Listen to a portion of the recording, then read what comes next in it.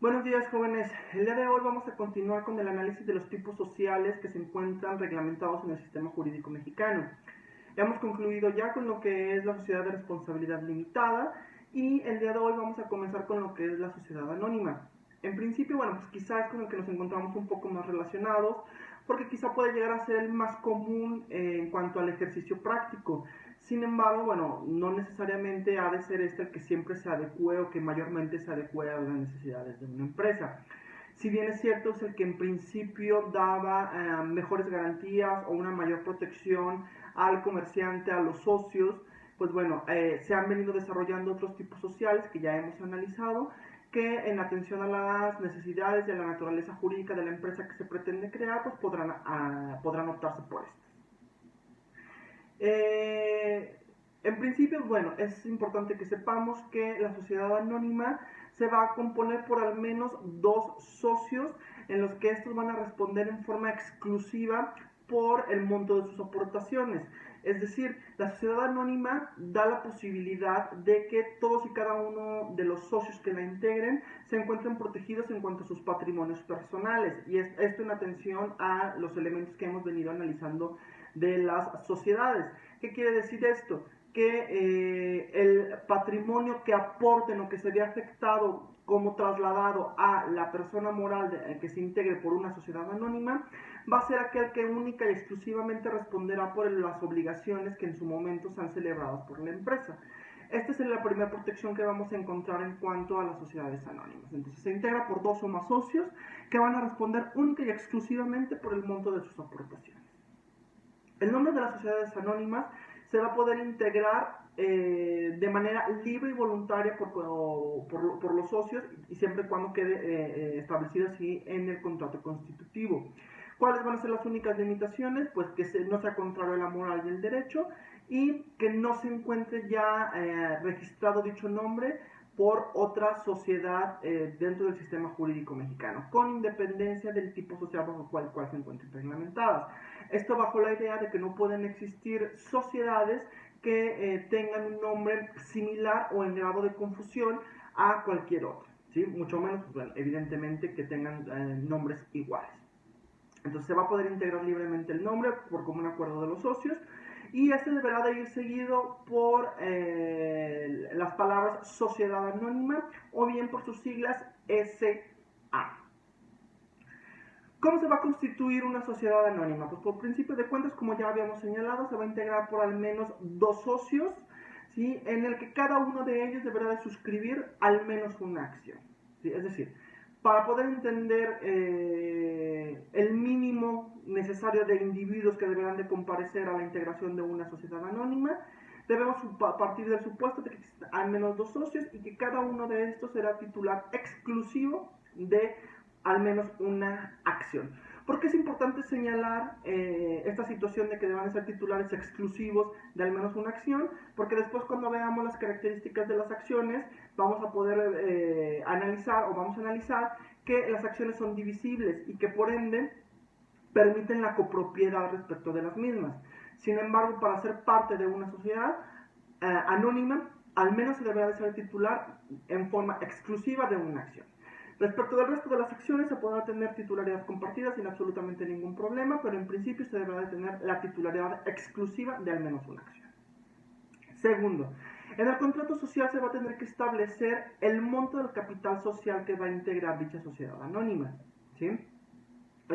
Y este deberá de encontrarse íntegramente suscrito. ¿Qué quiere decir esto? Debemos de señalar cuál será el capital social de dicha sociedad anónima, es decir, el total de la aportación de los socios, pero también deberá de estar totalmente pagado, salvo algunas excepciones que analizaremos un poco más adelante.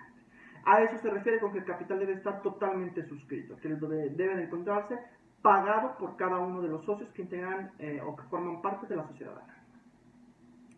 Después tenemos que se exhiba en dinero en efectivo cuando menos el 20% del valor de cada acción pagadera en numerario. Y esto nos viene a dar entonces el caso de excepción del supuesto que analizábamos anteriormente. En principio nos dice que debe de señalarse el monto del capital social y que debe estar enteramente suscrito. Sin embargo, dentro de la misma ley de sociedades mercantiles, la Ley General de Sociedades Mercantiles, se nos establece que en cuanto a aquellas acciones que deban de pagarse en efectivo o en numerario o con dinero, que es exactamente lo mismo, deberá de encontrarse perfectamente cubiertas al menos el 20% del valor de las acciones que sean suscritas en numerario. Es decir, se podrá entonces dar marcha a una sociedad anónima sin que esté totalmente pagado el capital, sí, siempre y cuando respecto de aquellas que sean pagaderas en efectivo esté cubierto el 20% efectivamente y se establezcan las reglas para liquidar el 80% o que no se encuentra cubierto al momento de integración de la sociedad anónima, ¿sí? Y por último, bueno, que se exhiba íntegramente el valor de cada acción que haya de pagarse en todo o en parte con bienes distintos al numerario. Es decir, toda acción que vaya a integrarse por una situación distinta al dinero sí deberá de estar enteramente cubierta. Ya sea porque se otorgue en bienes, que bueno, quizás es donde nos da una idea perfectamente más clara, o bien cuando se vaya a otorgar por trabajo, por conocimiento, pues bueno, entonces ahí se entiende evidentemente que entonces el trabajo que se está aportando, el conocimiento que se está aportando debe de estar disponible para la sociedad desde el momento mismo de su suscripción. Entonces, cualquier acción que no se paga en dinero deberá de estar enteramente pagada al momento de que se constituya la sociedad anónima. Si se trata de acciones que deberán integrarse en dinero o numerario, como nos establece la ley, deberá de estar cubierto al menos el 20% y establecerse las bases para liquidar el 80% restante. ¿Sí? Ahora bien, las acciones solo serán libradas o liberadas una vez que sean pagadas al 100%. ¿Qué quiere decir esto? Mientras no se haya cubierto el 100% del valor de las acciones, no se va a otorgar el título definitivo. La ley nos habla de que serán única y exclusivamente librados, mientras no se cubra el 100%, títulos provisionales. Es decir, si estamos en el supuesto de que son acciones pagaderas en numerario, que evidentemente es el punto en el cual nos podríamos encontrar bajo estas circunstancias, ¿sí? Estaremos en el supuesto de que no se te entregará tu acción definitiva hasta que en tanto se te cubras el 100% del valor de la acción, pero sí se te otorgará un título provisional en el cual se establecerán cuáles son los derechos y las obligaciones que se te otorga por el solo hecho de haber adquirido esa acción, aun y cuando no se encuentre totalmente cubierta en ese momento. Evidentemente habrá ciertos derechos, como son los derechos corporativos, que nos hablarán de participaciones en utilidades, que se estarán otorgando única y exclusivamente en forma proporcional del monto pagado al momento, y se tendrá el derecho al goce de todos estos derechos al 100% hasta en tanto quede cubierta al 100% la acción. ¿Sí? La sociedad anónima se va a constituir por suscripción pública o por comparecencia ante fedatario público.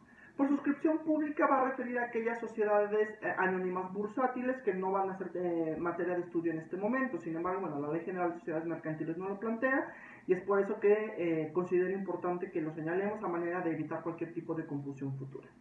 La sociedad anónima tradicional, o la que comúnmente vamos a conocer, se va a constituir ante fedatario público.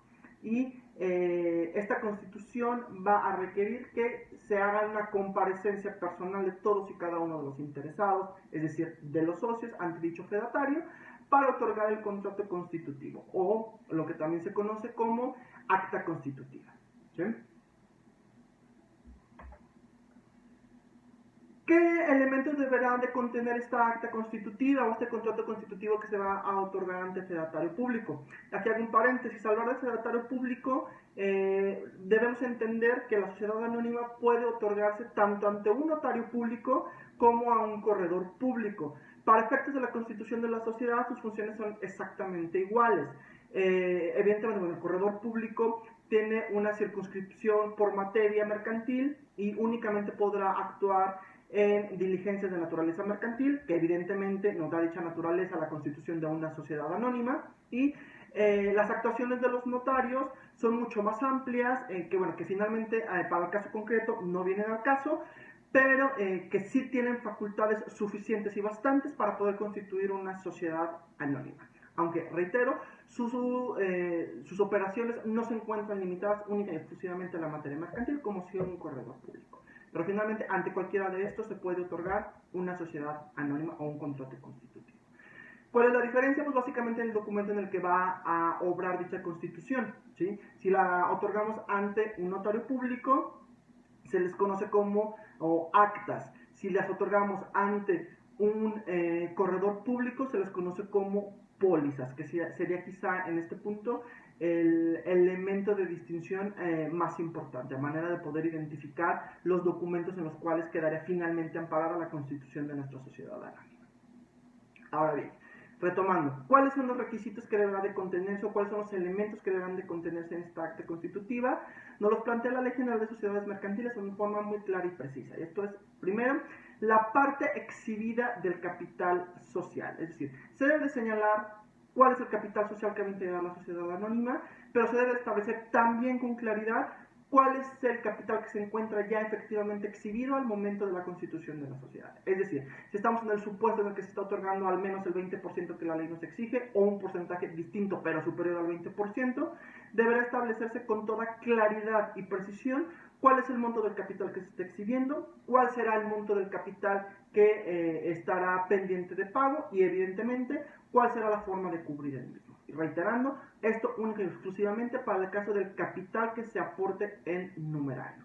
Cualquier otra forma de otorgar el capital deberá de estar enteramente cubierta al momento de constituir la sociedad anónima de que se trata. Segundo elemento que debe de contener el acta constitutiva es el número, valor nominal y naturaleza de las acciones en que se divide el capital social. Número, pues es decir, cuántas acciones se van a emitir con la constitución de la sociedad anónima. Si se van a otorgar, bueno, al menos 2 acciones, como ya comentábamos hace unos momentos. Si se van a otorgar 3, 4, 5, 15, 20, el número de acciones que se vayan a otorgar deberá de establecerse con claridad. Se deberá de establecer también con claridad cuál es el valor de cada acción, es decir, cuánto deberemos de pagar para poder accesar a la adquisición de una acción. Y por último, ¿cuántos tipos de acciones van a existir? Si va a haber acciones tipo A, acciones tipo B, acciones tipo C, o si va a haber un único tipo de acciones. Si va a haber varios tipos de acciones, pues entonces ¿cuál será el valor de cada una de ellas? ¿Cuántas acciones de cada tipo se van a otorgar? ¿Sí? Y obviamente, bueno, más adelante vamos a ver que también tendrán que hacerse el señalamiento de por qué son diferentes esas acciones. Ahorita nos quedamos solamente con la idea de que si va a haber varios tipos de acciones, cuántas de cada una y el valor de cada una de ellas. Y aquí voy a hacer un paréntesis porque es importante señalar entonces otro requisito de las acciones. Puede haber acciones de diferentes tipos y el valor de las acciones deberá estar preestablecido desde el acta constitutiva, a diferencia de una parte social. Cuando analizábamos la sociedad de responsabilidad limitada, señalábamos que cada socio va a ser partícipe única y exclusivamente de una parte social y que el monto de sus aportaciones va a ser el que va a determinar el valor de la parte social. Cuestión totalmente distinta en las acciones y eso nos lo deja perfectamente claro la ley desde los requisitos que se deben de establecer en el contrato constitutivo, ¿sí? La ley nos establece entonces que debe señalarse cuál es el valor de las acciones. Los socios o accionistas deberán de fijar desde un principio cuál será el valor que deberá de cubrirse por cada acción y por cada tipo de acción, ¿sí? Eso con la independencia de la forma en que posteriormente podamos adquirirlo, si es por copropiedad, si se puede fraccionar, etc. Pero siempre deberá establecerse el monto o valor de cada una de las acciones según su tipo. Tercer elemento, la forma y términos en que deba pagarse la forma insoluta de las acciones. Es decir, al hablar del primer requisito señalábamos que debe de establecerse el capital y qué parte del capital se encuentra cubierto. Y entonces el tercer elemento nos viene a complementar esta situación, ¿sí? Es decir, no nada más vamos a señalar cuánto es el capital, cuánto se va a cubrir y cuánto falta por cubrir. Debe de señalarse también cuáles serán las bases de liquidación del capital insoluto o no pagado, ¿sí? Si se van a hacer pagos o mensuales parciales, si se va a dar un plazo para que se cubra el 100% del remanente, etc. Es decir, los socios podrán establecer libremente la forma de cubrir el pago de las acciones de que se trate. pero deberá de estar perfectamente clara la forma en que estas habrán de liquidarse. Entonces, desde el contrato constitutivo. No es una situación que pueda pactarse con posterioridad, porque si bien es cierto no existe una prohibición para que así pueda hacerse, pues lo que se busca es que la sociedad pueda operar sin ningún problema, y el no establecer la forma de liquidar el capital, pues inminentemente representaría un problema que podría llegar a trascender a la operación y funcionamiento de la sociedad. Entonces, por eso es importante que desde el principio se establezca tal circunstancia, a efecto de evitar que desde la creación misma de la sociedad se le esté poniendo una piedra que vaya a impedir la sana operación de dicha sociedad, o que inclusive pueda llegar a la necesidad de que entre en un proceso de disolución y liquidación por no haber establecido estas circunstancias desde un principio. Cuarto elemento es la participación de las utilidades concedidas a los socios fundadores. En el caso de las sociedades anónimas, dentro de los derechos corporativos o dentro de los derechos económicos, vamos a encontrar este beneficio de bonos de fundadores, que se concede evidentemente a los socios fundadores y que implica que podrán accesar a una cantidad adicional a las utilidades que se puedan llegar a generar o que se tengan derecho a cobrar por el monto de las aportaciones. Este beneficio obviamente es por el solo hecho de haber comparecido como socio fundador a la constitución de la sociedad anónima. Deberá de establecerse entonces con claridad y precisión, primero, si se van a otorgar este tipo de bonos, y segundo, por qué cantidad se va a otorgar dicho bono de fundador a cada uno de los socios fundadores. ¿Sí? Se debe señalar también el nombramiento de los comisarios, ya sea que sean uno o varios, pero deberá de hacerse el señalamiento desde el contrato constitutivo de la designación de comisarios, es decir, del órgano de vigilancia. Deberá de establecerse también cuáles serán las facultades de la Asamblea General. Reconozcamos y recordemos que la Asamblea General es el órgano supremo de toda sociedad, ¿sí? Es decir, esta se integra por todos y cada uno de los socios. Entonces, si todos los socios están compareciendo a otorgar el contrato constitutivo, es importante que desde ese momento establezcan cuáles serán sus facultades y evidentemente también cuál será la forma en que podrán ejercer dichas facultades. ¿Sí? Deberán establecer también estipulaciones en las que se refiera sobre la transmisión de la propiedad de las acciones, si se van a cuáles serán las causas de exclusión de socios respecto de la sociedad anónima de que se trate. Si se establecieron varios tipos de acciones, pues deben establecerse también entonces, y era lo que decíamos, que posteriormente íbamos a señalar, ¿por qué son diferentes estas acciones? Es decir, ¿cuáles son los derechos o las obligaciones que hacen necesaria la existencia o la clasificación de acciones? Es decir, puede haber acciones distintas porque van a otorgar a lo mejor solo derechos económicos, pero no derechos corporativos, o porque a lo mejor se van a crear también acciones en las que se van a otorgar derechos corporativos limitados, como puede ser que se confiera a lo mejor un derecho de voz en asamblea pero no de voto, etc.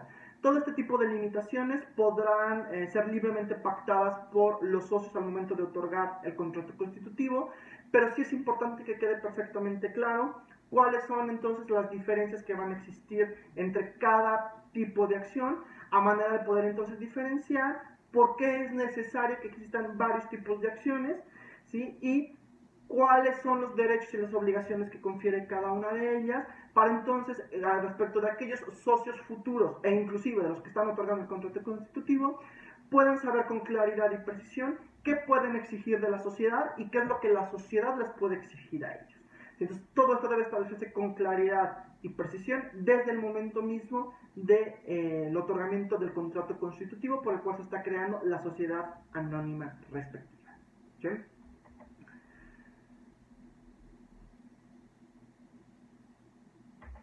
Ok.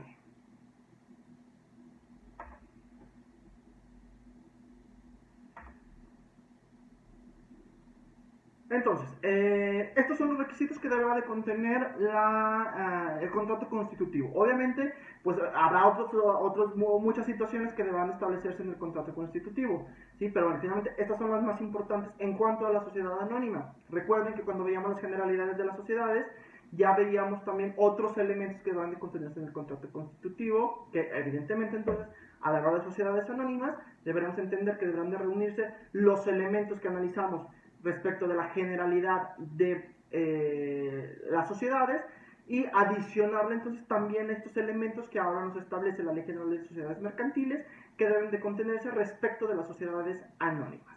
¿Sí? Entonces todo esto acumulado nos va a dar el complemento perfecto para crear nuestra sociedad anónima. Y bueno, pues hablábamos dentro de los elementos que deben de contenerse en la escritura constitutiva de los socios, de los bonos de fundadores, perdón. ¿Sí? Y entonces, bueno, ahora vamos a analizar o vamos a explicar a qué se refieren estos bonos de fundadores. ¿Sí?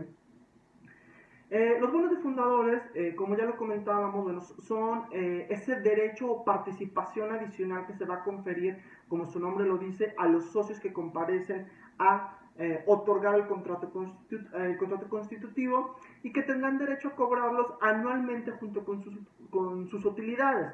¿Sí? Deberá establecerse con claridad, obviamente, primero, que es un bono de fundador o que se está otorgando un bono de fundador a un socio, a qué socio se está otorgando dicho bono de fundador y cuáles son los derechos que va a conferir dicho bono de fundador.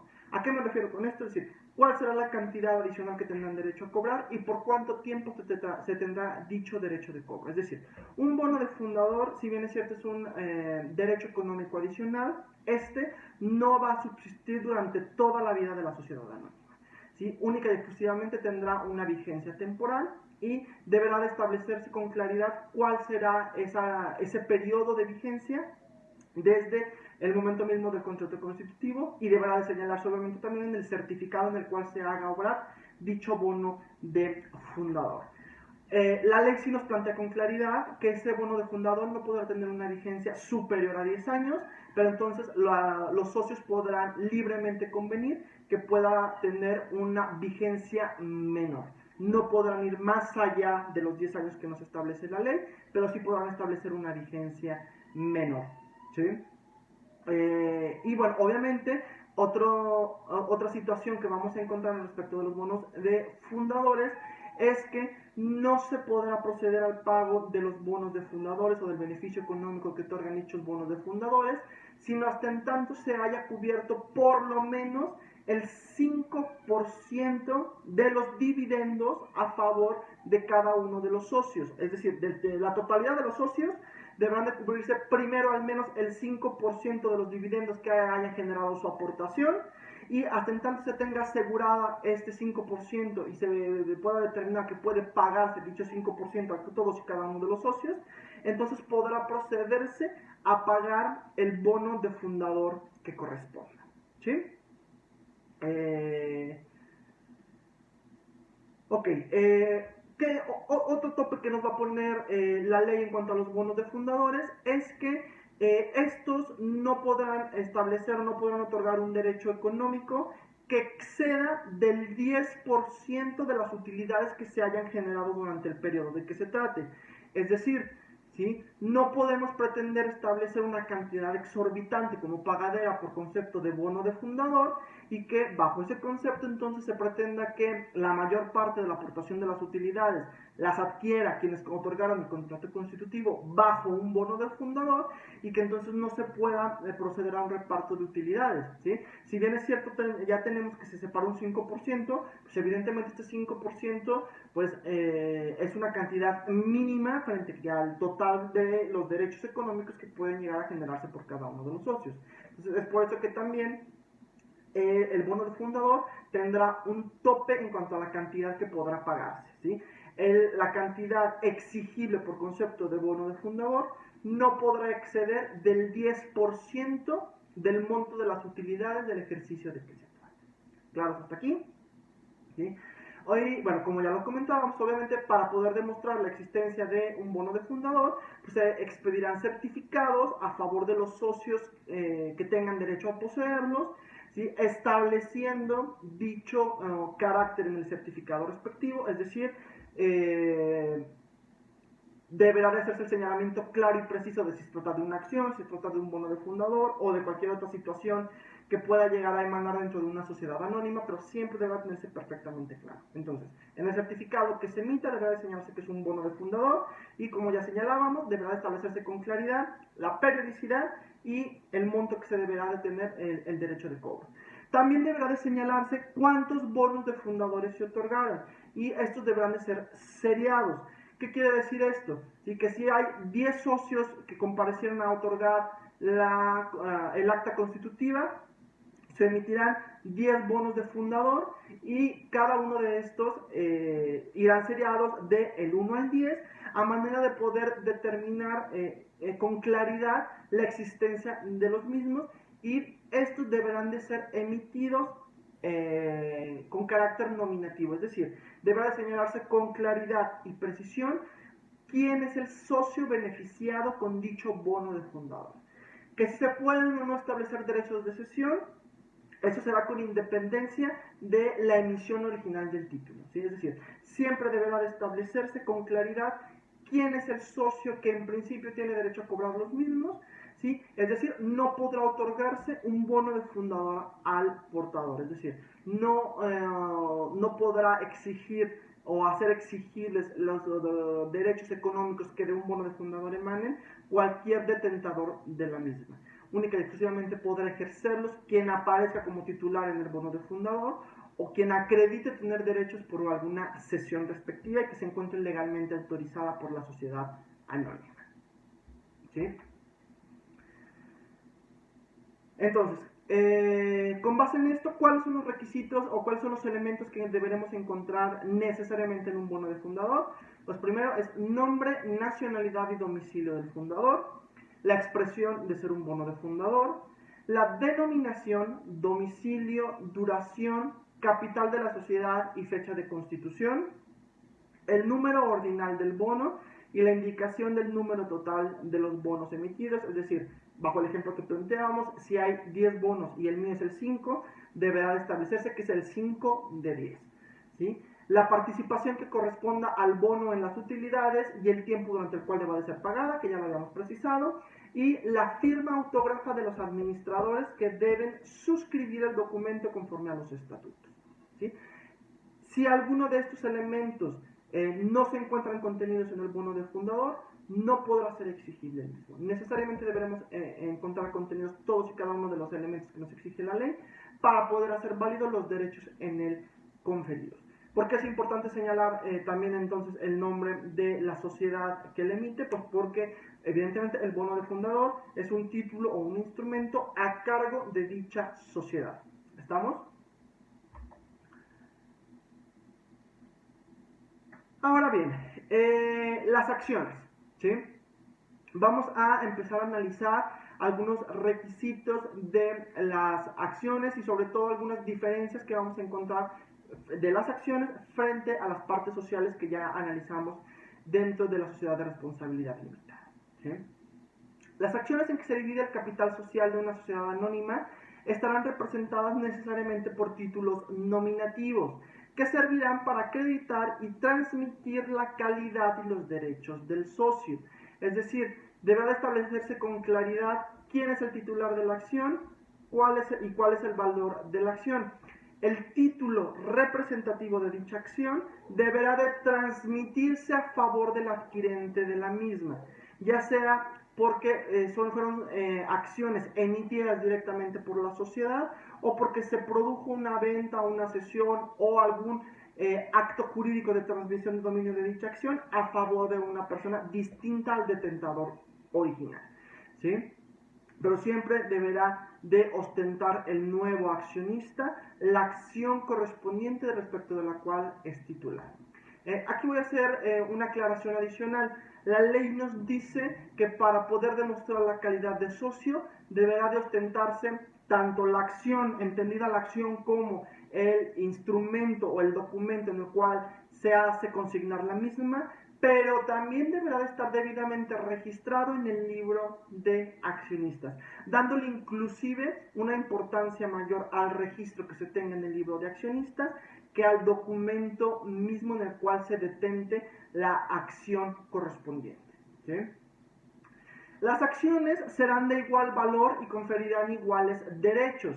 Sin embargo, en el contrato social podrá estipularse que el capital se divide en varias clases de acciones, con derechos especiales en cada clase. Es decir, si hablamos de acciones tipo A, todas las acciones tipo A van a otorgar exactamente los mismos derechos y obligaciones y van a tener exactamente el mismo valor. Sin embargo, la ley nos permite que existan varios tipos de acciones, ¿sí? Y las diferencias podrán existir entre una y otra, pero no entre acciones del mismo tipo. ¿Las acciones tipo B podrán tener un valor distinto al tipo A? Sí. ¿Podrán otorgar derechos y obligaciones distintas las acciones tipo B de las acciones tipo A? Sí. Pero entonces acciones tipo A nunca podrán tener un valor distinto u otorgar derechos u obligaciones distintos. Todas las acciones tipo A deberán ser idénticas, todas las acciones tipo B deberán de ser idénticas.